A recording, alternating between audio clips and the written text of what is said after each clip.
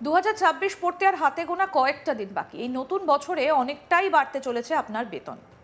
এইরকমই তথ্য উঠে আসছে 2025-এর বছর শেষের সমীক্ষায়, যেটা জানা যাচ্ছে 2026-এ গড়ে 9% করে বেতন বাড়তে চলেছে কর্মচারীদের। এর মধ্যে সবথেকে বেশি বেতন বাড়তে চলেছে উৎপাদন, ইঞ্জিনিয়ারিং এবং অটোমেটিভ সেক্টরে। এই সেক্টরগুলিতে সর্বাধিক 9.5% করে বেতন বাড়তে পারে বলেই খবর। মোট 1,500-এরও বেশি সংস্থার মধ্যে সমীক্ষা করে এই রিপোর্ট উঠে এসেছে। সার্ভে করার পর আরও দেখা গিয়েছে যে সংস্থাগুলো তাদের পারিশ্রমিক প্যাকেজগুলোকে আরও উন্নত করে চলেছে, যেখানে স্বল্পমেয়াদী প্রণোদনার ওপর মনোযোগ দেওয়া হচ্ছে।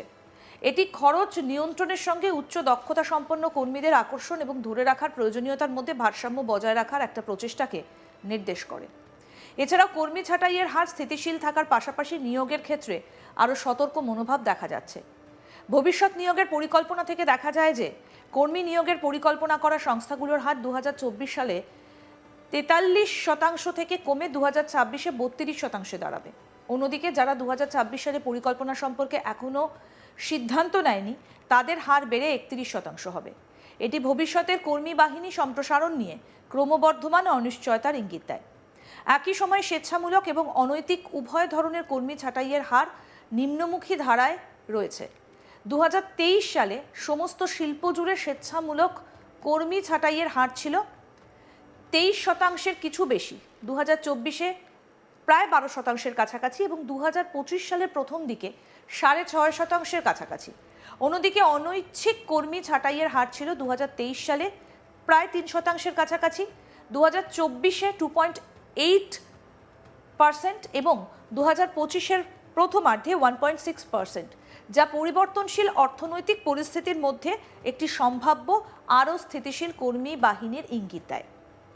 প্রসঙ্গত আপনাদের বলি, মুদ্রাস্ফীতির হার কম থাকায় প্রকৃত মজুরি বৃদ্ধি বজায় থাকছে। যদিও অর্থনৈতিক অনিশ্চয়তার মধ্যে ক্রমবর্ধমান ব্যয় সামাল দিতে কোম্পানিগুলো প্রযুক্তি গ্রহণ, ভিন্নধর্মী পুরস্কার এবং উৎপাদনশীলতা বৃদ্ধির বিষয়গুলোকে অগ্রাধিকার দিয়ে চলেছে। কর্মচারী ছাঁটাইয়ের হার 5 বছরের মধ্যে সর্বনিম্ন পর্যায়ে নেমে প্রায় 17%-এ এসে দাঁড়িয়েছে, যদিও অনিচ্ছাকৃত বিদায়ের হার 4.6%-এ পৌঁছেছে, যা ব্যয় নিয়ন্ত্রণের ব্যবস্থা হিসেবে কর্মক্ষমতা ভিত্তিক ছাঁটাইয়ের বর্ধিত ব্যবহারের প্রতিফলন। বৈশ্বিক প্রতিকূলতা এবং পরিবর্তনশীল বাণিজ্য পরিস্থিতি সত্ত্বেও ভারত তার শক্তিশালী প্রবৃদ্ধির গতি বজায় রাখবে বলে আশা করা হচ্ছে। বেতন বৃদ্ধির সবচেয়ে বেশি হবে অটোমোটিভ, এনবিএফসি এবং রিয়েল এস্টেট পরিকাঠামোর মতো প্রবৃদ্ধি চালিত দক্ষ লোকবলের অভাব রয়েছে এমন ক্ষেত্রগুলোতে। অন্যদিকে জীবন বীমা, ব্যাংকিং এবং প্রযুক্তি পরামর্শ খাতে সর্বনিম্ন বেতন বৃদ্ধির সম্ভাবনা রয়েছে।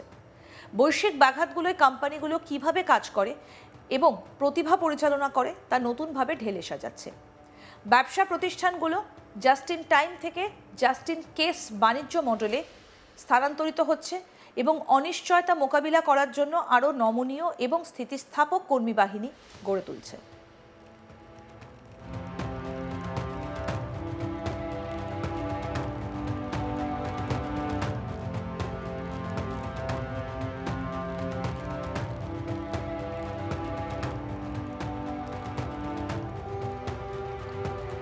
দু 2026 পড়তে আর হাতে গোনা কয়েকটা দিন। এই নতুন বছরে অনেকটাই বাড়তে চলেছে আপনার বেতন।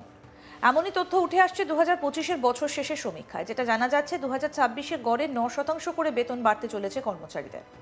এর মধ্যে সবথেকে বেশি বেতন বাড়তে চলেছে উৎপাদন, ইঞ্জিনিয়ারিং এবং অটোমেটিভ সেক্টরে।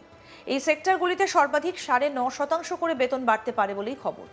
মোট 1,500-এরও বেশি সংস্থার মধ্যে সমীক্ষা করে এই রিপোর্ট উঠে এসেছে।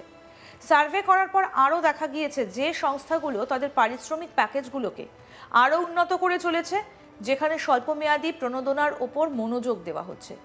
এটি খরচ নিয়ন্ত্রণের সঙ্গে উচ্চ দক্ষতা সম্পন্ন কর্মীদের আকর্ষণ এবং ধরে রাখার প্রয়োজনীয়তার মধ্যে ভারসাম্য বজায় রাখার একটি প্রচেষ্টাকে নির্দেশ করে। এছাড়া কর্মী ছাঁটাইয়ের হার স্থিতিশীল থাকার পাশাপাশি নিয়োগের ক্ষেত্রে আরও সতর্ক মনোভাব দেখা যাচ্ছে।